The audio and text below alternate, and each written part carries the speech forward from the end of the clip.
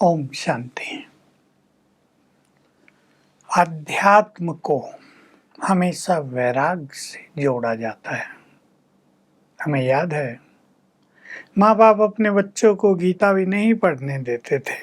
आजकल तो कोई मतलब ही नहीं है। गीता आदि बड़े भूल गए, छोटे भूल गए, क्यों नहीं पढ़ने देते थे?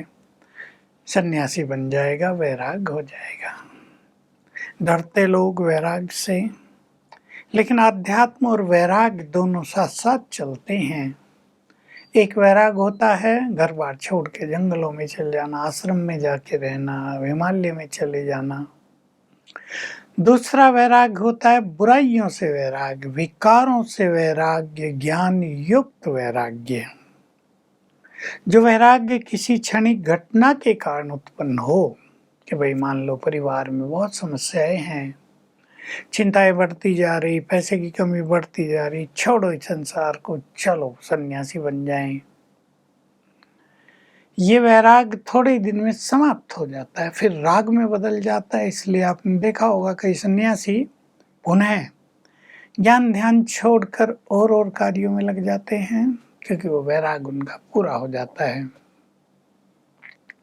ज्ञान युक्त वैराग्य अर्थात संसार में कहीं लगाव न रहे, खान पान में अनासक्त वृत्ति हो जाए, धन आदि के प्रति भी ज्यादा आकर्षण न रहे। धन उतना तो आवश्यक है, जो जरूरत में हमें काम आए वो तो हमें करना ही पड़ेगा, लेकिन बहुत ज्यादा धन के पीछे भागना, इससे नुकसान होता है। तो हमें ज्ञान युक्त वैराग्य धारण करना है। और शिव बाबा ने आकर पहले ब्रह्मा बाबा को वैराग्य दिलाया। यज्ञ रचना था, अनेक यज्ञ वत्सों की पालना होनी थी, उनसे संसार छुड़ा दिया, काम धंधा छुड़ा दिया और उनके धन से इस अविनाशी रुद्र गीता ज्ञान यज्ञ की स्थापना की, जिसमें 400 भाई बहनों की पालना 14-15 साल तक हुई। बाद में सेवाएं शुरू हुई। अब वैराग की परिभाषा सूक्ष्म होती जाती है। ब्रह्मा बाबा को वैराग हुआ तो एक भविष्य का नशा भी साथ था, परमात्म मिलन की खुशी भी साथ थी, इसलिए उनका वैराग सूखा नहीं था। वैरागी संप्रदाय भी होता है, लोग सूखे सूखे से रहते हैं, किसी कोई लेना देना नहीं रखते। बाबा ने सभी को गृहस्थ में रहना सिखाया, गृहस्थ को आश्रम बनाना सिखाया, संगठनों में रहना सिखाया, अकेले नहीं। देखिए, अकेला रहना मनुष्य के लिए सहज संभव भी नहीं है।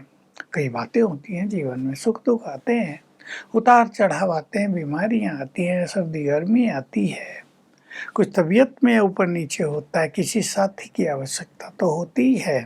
परंतु जो भगवान को अपना साथी बना ले, उन्हें सांसारिक अच्छे साथी भी बहुत मिल जाते हैं, और भगवान का साथ मिलने से कई काम भी सहज हो जाते हैं। अब कहेंगे भगवान को साथी कैसे बना लें? उसने हमें स्मृति दिलाई, मैं तुम्हारे साथ हूँ।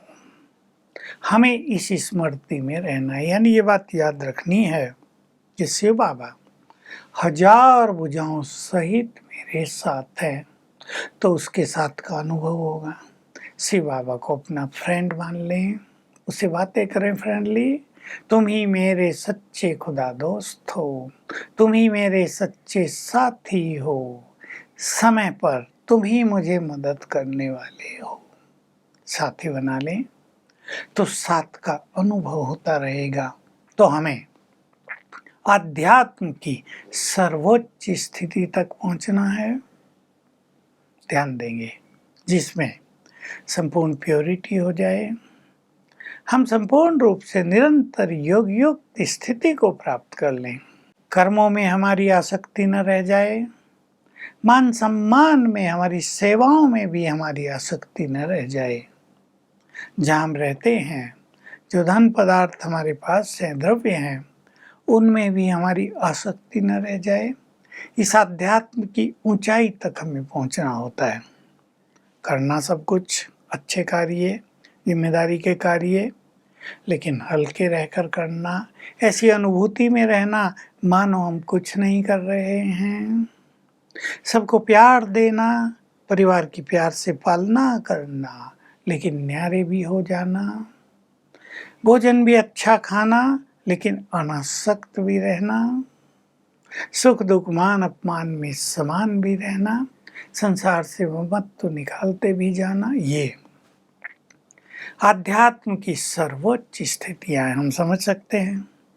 अकेला जाकर तो मनुष्य निर्मोही हो भी जाए, लेकिन बच्चों की पालना करके, उनको पढ़ा लिखा कर, उनको बहुत कुछ देकर हम माँ बाप निर्मोही हो जाएं, ये काम इतना सहज नहीं है। लेकिन इसके लिए बाबा ने आत्मिक भाव रखना सिखा दिया। मोह से मुक्त होने के लिए आत्मिक भाव, ये सब आत्माएं हैं। आत्मिक दृष्टि, मस्तक में चमकती हुई आत्मा सबको देखना, ये सब करना है। अनासक्त होने के लिए खाते पीते समय भी हम चेक करें, जीभ के रस के वश तो आत्मा नहीं हो जाती कि भाई मीठा खाना नहीं है फिर भी बहुत मीठा खा रहे हैं, ये लाल मिर्ची खानी नहीं है पर उसके बिना रहा नहीं जा रहा है, ये ऐसी चाय कॉफ़ी पीनी नहीं है लेकिन मन नहीं मान रहा है, बीमारी हो रही है। लेकिन हम सबको ऐसी कंट्रोलिंग पावर रखनी है कि चीज़ों का यूज करते हुए भी उनसे अनासक्त, उनसे न्यारे, और हमारी सर्वोच्च स्थिति है इसमें उपराम स्थिति। क्या करेंगे इसके लिए? ब्रह्मा बाबा ने जो अच्छा अभ्यास किया, शिव बाबा ने जो बहुत सुंदर बात मुरलियों में रोज कही, बच्चे तुम्हारा 5000 वर्ष का खेल पूरा हो रहा है, अब तुम्हें घर वापस चलना है। जो कुछ तुम इन आंखों से देखते हो ये नहीं रहेगा, इसे बुद्धि योग निकाल दो।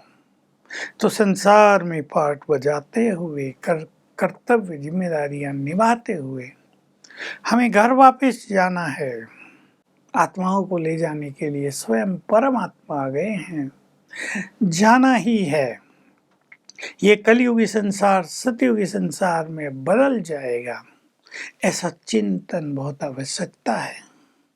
इस चिंतन की बहुत आवश्यकता है, तो हम उपराम होते जाएंगे, इससे ममत्व तो निकलता जाएगा।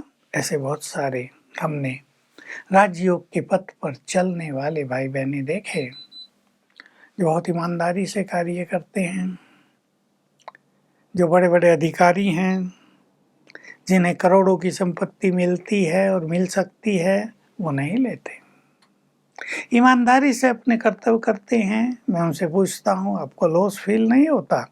उत्तर सुन लें, बहुत आंतरिक खुशी और संतोष की अनुभूति होती है। कहते हैं हमें जो सैलरी मिलती है वही पर्याप्त है, हमारे खर्च भी ज़्यादा नहीं है, वेस्टेज हमारी ज़्यादा नहीं है, दुनियावी शौक कोई नहीं है। यह है वैराग्य वृत्ति। तो व्यर्थ से हम वैराग करें, उन चीज़ों से हम वैराग करें जो हमारी स्थिति को बिगाड़ते हैं, उन चीज़ों से हम वैराग करें जहाँ हम आसक्त होके अटक जाते हैं।